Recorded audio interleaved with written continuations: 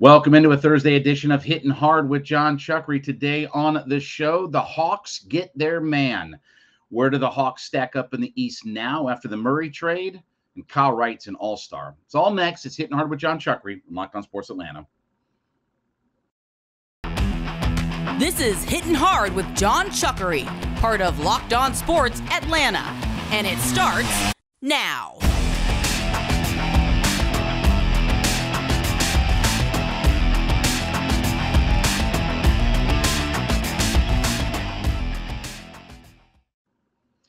Welcome into this opening day of NBA free agency, Hitting Hard with Jon Chuckery here on Locked On Sports Atlanta. We ask you to head over to youtube.com, put Locked On Sports Atlanta into your search browser. When you find us, subscribe to our page. Of course, we want you to leave us a comment. Then we're also free and available to download on all of your favorite podcast platforms, including Spotify and Odyssey. Leave us a 5-star review. Give me a follow on my personal Twitter page at JMCH316. The Hawks got their man. This is crazy.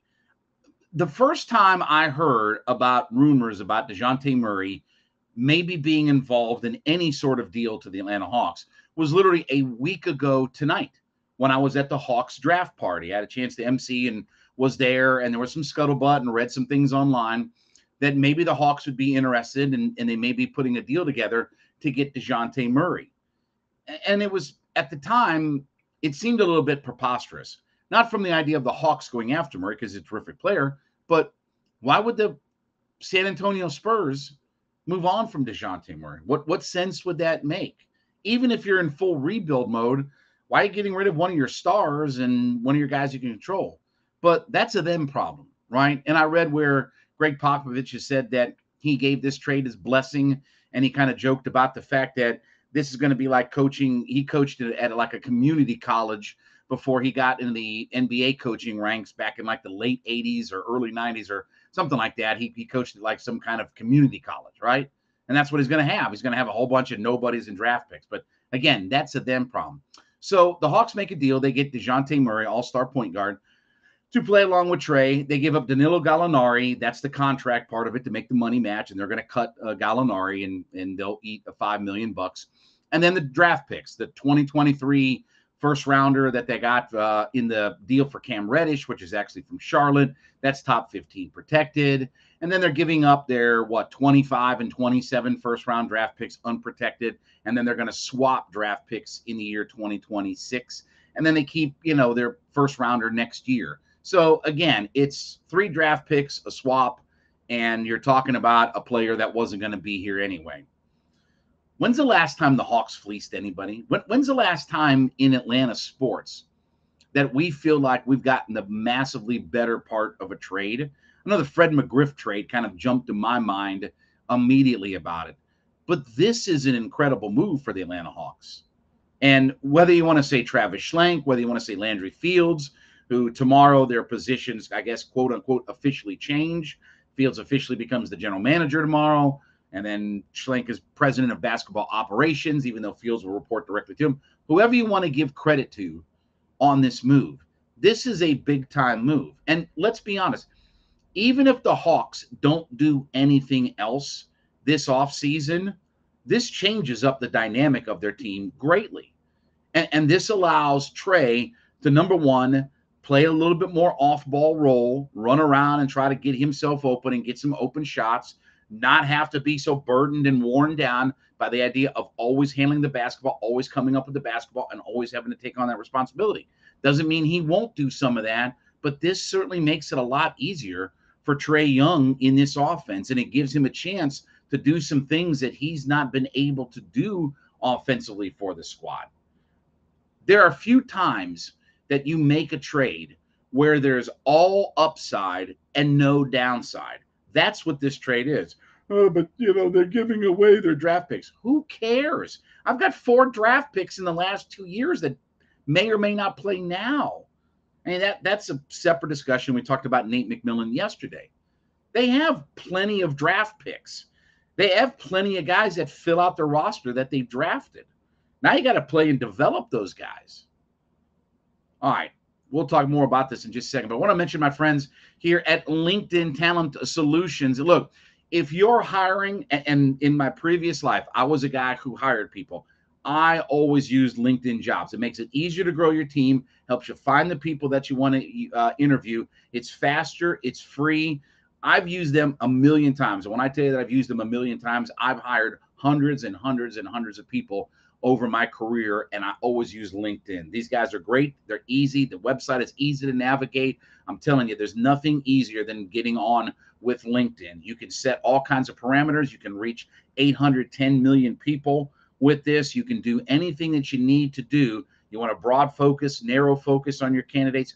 All of that is available at LinkedIn. And when you go to LinkedIn Jobs, you're going to find the best candidates you want to talk to faster. And by the way, nearly 40 million job seekers visit LinkedIn every week. So you're always finding all kinds of available candidates, all kinds of people that you want to talk to. So here's what we got. Post your job for free at linkedin.com/LockedOnMLB. That's linkedin.com/LockedOnMLB, LOCKEDONMLB, to post your job for free. Terms and conditions apply, but I'm telling you, you're going to be completely satisfied when you head over to LinkedIn and get on their website. It's easy to use, and you're going to love it. But even if the Hawks do nothing else, this is a huge move within the Eastern Conference. Not just the Hawks, but it definitely changes up the dynamic of some of the balance of power in the East. And we'll talk about that coming up in the next segment. But even if there are no other moves, and I think there are going to be some other things, we'll see. We keep hearing about John Collins is going to be on the move, or this, that, and the other. Okay, I mean, sounds like DeAndre Ayton, honestly, is going to end up in Indianapolis, if you can believe that. Indiana Pacers are going to probably be the team that ends up landing DeAndre Ayton. They've got the cash, the capital, and pieces and parts and everything like that would make sense for Phoenix to make a move. So a lot of people are leaning that way now. So I don't know who that player is. And the things I've heard about John Collins are that they want a ready-made win-now player for Collins.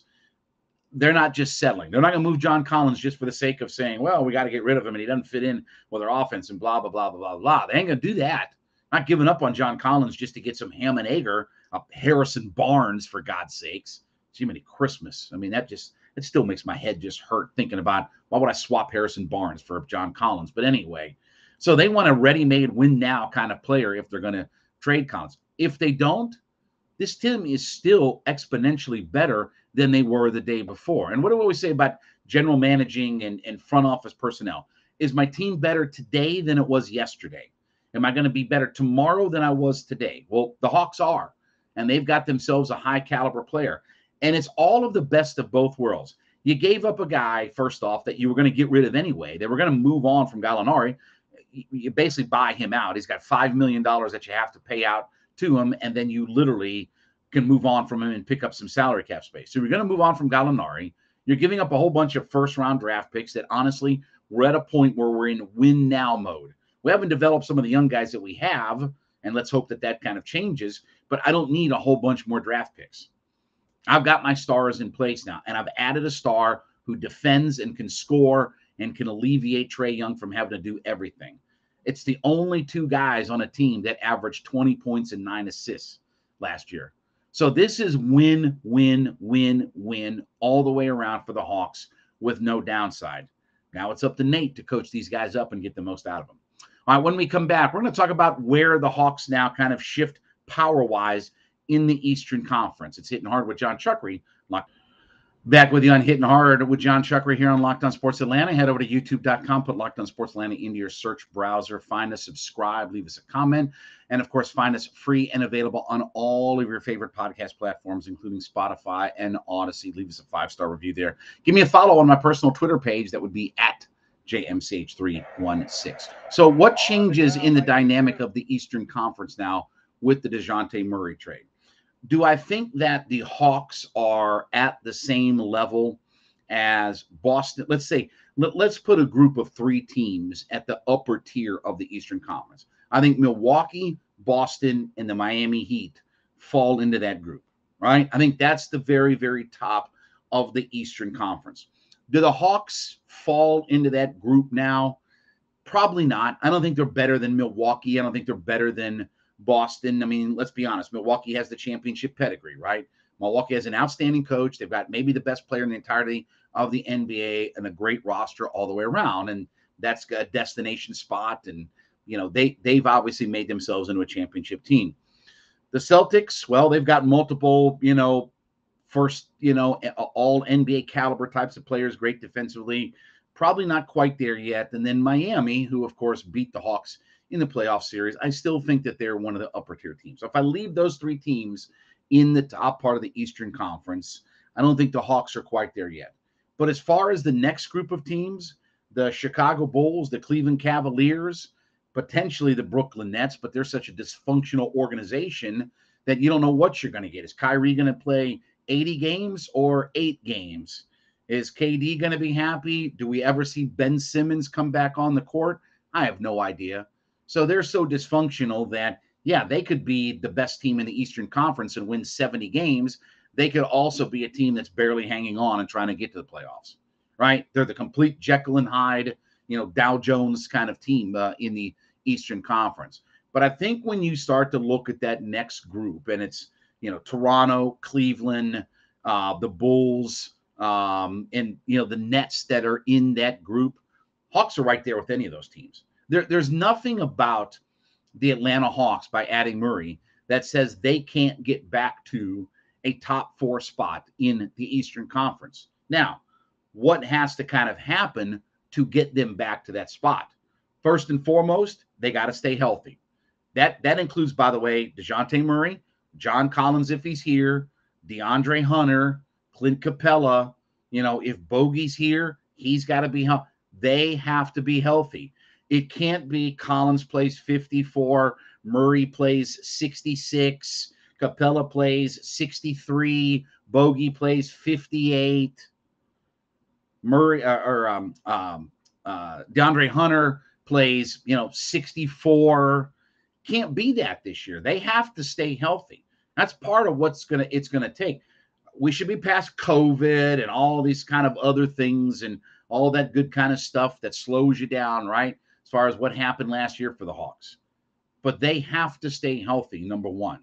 Number two is they have to be coached well. They can't be every night after a loss to the Pistons on a Tuesday night. Well, we just weren't mentally there. We just weren't ready. We didn't have that drive. We didn't have that want to. We weren't motivated. All this nonsensical stuff that I heard all last season. I don't want to hear that this year. I don't want to hear it from Nate. I don't want to hear it from Trey. I don't want to hear it from anybody.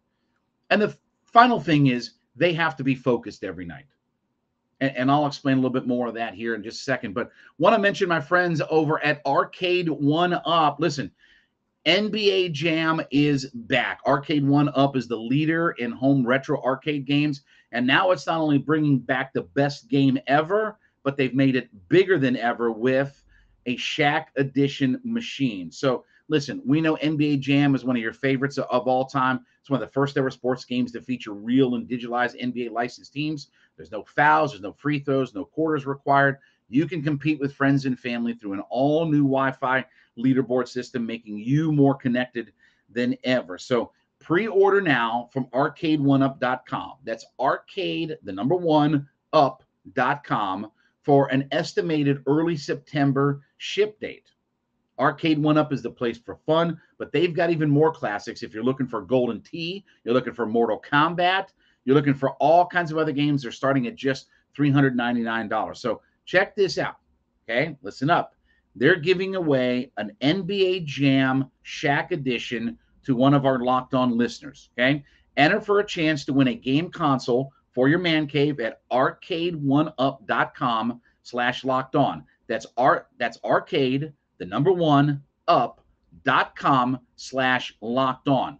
You've got till July 8th to enter to win an NBA Jam Shaq Edition console. Don't miss out. Enter today.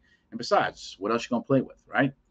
So, look, the other thing about this is that they have to be motivated and ready every night during the regular season. And that was obviously the buzzword, Trey come on, well, we're not excited about the regular season, and we're looking at the playoffs and this, that, and the other, and blah, blah, blah, blah, blah, blah, blah. they can't look at it that way this year. They have to be focused every night, because even when they had everybody together, there were still, plenty of bad losses that were mixed into all of that, right? You still had the Orlando Magic and the Detroit Pistons, and they lost that game to the Houston Rockets on their home floor. You still lost to some of the dregs of the universe, and you can't blame that on back-to-back and this and that, whatever like that. So now you've got your two stars, okay? So, for instance, this is what we've talked about. Let's say you're going to play Wednesday and Thursday night. Let's say Wednesday you're in Washington and Thursday you're home with the Rockets, okay? You got a decent team on the road, and then you got a dreg of the universe team, a pond water team coming in to your place on Thursday.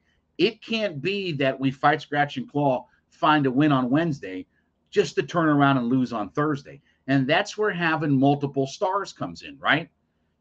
If Trey, for whatever reason, he's been beat up a little bit on Wednesday, they're up in Washington, all right, and he kind of tweaks his ankle that's been bothering him for a week or something like that, right?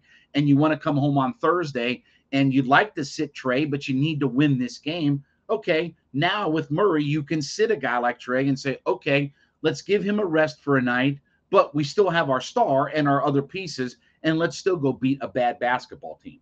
And that's how this has to be. If you're going to swing the pendulum back to where we talked about, to the Eastern Conference Finals, you have to handle your business like that. You have to win that back-to-back game. You have to beat the dregs of the universe. You have to find a way to get it done on some of these teams. You can't rack up losses to the Pistons and the Magic and Houston. You may lose a game here or there, but it can't be we come out, we're flat, we blow a game or this, that, and the other on our home court or what have you. You have to handle your business night in, night out. So they've got to be healthy. They have to coach better, and they've got to be laser focused on what the regular season is. And I think that message has come through loud and clear from Travis Schlenk. Most importantly, Tony Ressler, the guy who signs the checks for these guys. I think they all understand now that, hey, we can't sit back and just roll the basketball out and everything will be fine. So can the Hawks get themselves back up into the top part of the Eastern Conference top four? Absolutely. Are they better than the Bucks, the Celtics, or the Heat? Maybe not quite yet. I think now that they get themselves a little bit closer to the Miami Heat, there may not be as good a defensive team all the way around, but having a guy like Murray is another guy who can create a shot. He can distribute the basketball. He's certainly a good enough defender to match up with anybody on the Heat side of the basketball. So I think that gap is closed. But certainly when you talk about, can we be better than Chicago or Toronto or the Nets or whatever? Absolutely. There's no reason why. Remember, a couple of years ago when they made that Eastern Conference Finals run, they did have the fourth best record. They were the fifth seed because they lost a tiebreaker head-to-head to the Knicks, but they had the fourth best record in the Eastern Conference that year. So there's nothing about this team that says they can't get back up into that upper part of the league and secure a playoff spot and forget this whole, man, let's win a play-in game and we got to play multiple nights and we've got all these built-in excuses. That's not going to fly this year with adding Dejounte Murray. All right, when we get back, you can't deny that Kyle Wright is not an all-star at this point. We'll talk about that next. It's Hittin' Hard with Jon Chuckery. Back on Hittin' Hard with Jon Chuckery here on Locked On Sports Atlanta. Head over to youtube.com, put Locked On Sports Atlanta into the search browser. When you find us, hit the subscribe button. Of course, we want you to leave us a comment, and then you can find us free and available on all of your favorite podcast platforms, including Spotify and Odyssey. When you download us, also leave us a 5-star review, and then give me a follow on my personal Twitter page at JMCH316. Braves won again last night. They tied their most ever franchise wins in a month. Last night. It's been an outstanding June, and now the lead is down to 3 games. The Mets are looking over their shoulder after they got beat again. A 2-hit shutout for Verlander on the Mets yesterday. So Mets all of a sudden wishing, man, when do we get to play Washington and Miami again? Anyway, last night, Kyle Wright was outstanding in his performance. Pitched 7 innings last night, only gave up a run. I think it was 4 hits, 3 walks, and 4 strikeouts to go along with it. Now, we talked about here recently about who should be all-stars for the Atlanta Braves. Dansby's going to be an all-star for the Atlanta Braves. Max Fried is going to be an all-star for the Atlanta Braves. And if Ronnie gets voted in, which I think Ronnie's one of the top 3 outfielders right now, Ronnie's going to be an all-star. And I get it if the manager has to pick only because just about the number of games that he's played or what have you. But if Ronnie gets voted in, he's going to be an all-star, obviously. But at this point, Kyle Wright has to be an all-star. Kyle Wright has been outstanding this year. He picked up his 9th win of the season last night. Now, understand, we're not exactly halfway through the baseball season at this point, right? Braves right now are 44-32. So we're 76 games in.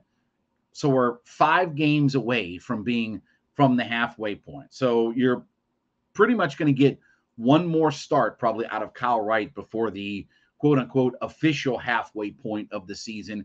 I know the All-Star game is still a few weeks away, but that's not really the Midsummer Classic anymore, right? Or the Midway Classic or whatever. But Kyle Wright, with his 9 wins, potentially could have 10 wins by the time the All-Star break rolls around, with an ERA that's a mouse whisker above 3 and includes 96 strikeouts in 92 innings pitched. Now, first off, what's going to be fascinating is how deep and how heavy of a workload they give to Kyle Wright. Because right now you're talking about a guy who's pushing toward that potential 200 inning mark, which if you think, again, coming into this year, Kyle Wright had only pitched about 70 innings ever at the big league level in his career. So he doesn't have a whole lot of innings. That's going to be a story that we'll talk about down the road is, do they start to hold back a little bit on Kyle Wright as the season goes along? But right now, it's foot on the gas pedal, and he should be an all-star. He should be an all-star. And when you survey the landscape of some of the top name pitchers, waiting on Scherzer to get back, he's been pretty good, but I think he's missed too much time at this point. DeGrom hasn't pitched at all. Walker Buehler's not been very good. Blake Snell has been awful for the San Diego Padres. Strasburg is out. You start going down the list of guys, that should make the All-Star team. No doubt about it, Max Fried should make the All-Star team. No doubt about it that Alcantara for the Marlins should make the All-Star team. No doubt about it that Musgrove of the San Diego Padres should make the All-Star team. But from there, there's no reason to leave Kyle Wright out of that discussion. He's been everything that you could have asked for. And to be honest with you, when you look at the Braves rotation and you think about some of the up and down, and yeah, Charlie Morton's got some things figured out now. It kind of stumbled a little bit the other night and it started kind of labored, if you will, as we say in baseball. But he's starting to get things on track. Ian Anderson started getting some things on track. But as those guys kind of labored along and were up, down, up, down, up, down, up, down, Max Fried and Kyle Wright held down that starting rotation spot. And even with your fifth starters, whether it was Tucker Davison or Strider, or it's this guy or that guy or this Hammenegger, right? Elder or whatever. Kyle Wright's been right there with Max Fried as far as the most effective starters the Braves have. And he's had his little blips and bloops and blops and stuff like that. But a guy who's on pace for almost 200 innings, almost 200 strikeouts, and an ERA hovering around 3, brother, that's all-star material written all over it. And he's made 15 starts and he's gotten 13 decisions in those 15 starts. So that tells you that he's not getting beat all around. You get 13 decisions in 15 starts. That means you're pitching effective enough and your offense is doing enough things and your bullpen has kind of helped out that you factor into what's going on. Even Max Fried, has had no decisions in a handful of his starts this year. But 13 decisions in 15 starts is a hell of a number. And I don't say that from a bad standpoint because obviously the Braves are, he's won 9 games. So they obviously win the majority of the games that he pitches. But there's no doubt about the fact that Kyle Wright at this point, you've got to put him on the all-star team, right? He's got to be one of the starters that's out there. And think about the idea of the Braves having 2 starting pitchers in an all-star game.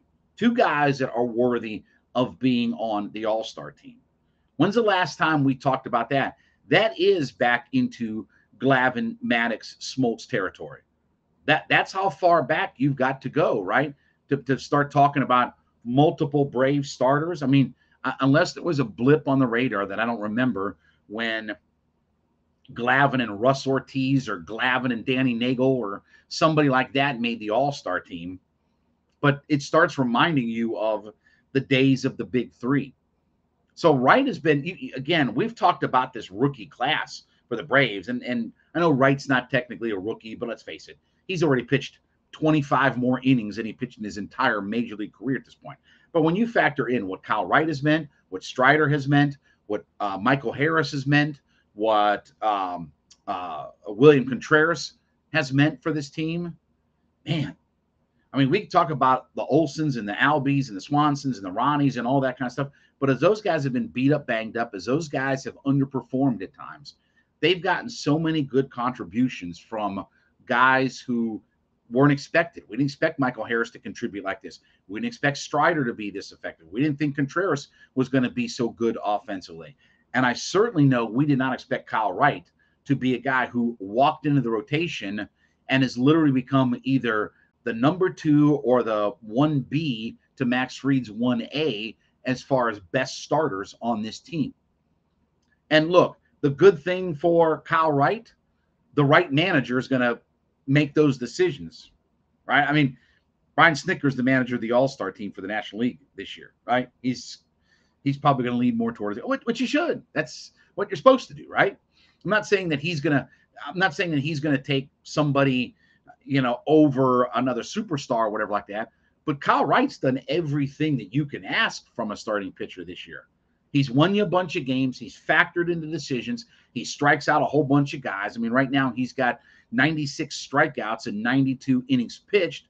So he's pushing toward almost 10 strikeouts per 9 innings, which is an outstanding number for a starting pitcher in the league. He's done everything that you can ask him for. And his ERA is, I think, just outside the top 10 of starters. I mean, he's, like I said, 3.03. So you got a guy that's right around that 3 ERA mark in today's baseball world. And it's not just a, quality start of 6 innings and 4 runs or whatever like that. Wright's been outstanding. And Wright deserves every bit to be on the All-Star game in a few weeks. And I'm going to be surprised if Snitker doesn't pick him for that spot. All right, we thank you so much for being a part of the show today. Thanks for making Hittin' Hard with Jon Chuckery your first listen. We ask you to make A to Z with Mark Zinno your second listen every day, as Mark is back talking all things Atlanta sports, the opinions you may not like, but you got to hear. You can find him free and available on our website, Locked On. Go to youtube.com. I should say, go to Locked On Sports on our YouTube page. Subscribe there. He's also free and available on all your favorite podcast platforms, Spotify, Odyssey. Download it, 5-star review us there, and then give me a follow on my personal Twitter page at JMCH316. We will wrap up the week tomorrow as we get ready for a nice long holiday weekend. This has been Hittin' Hard with Jon Chuckery on Locked On Sports Atlanta.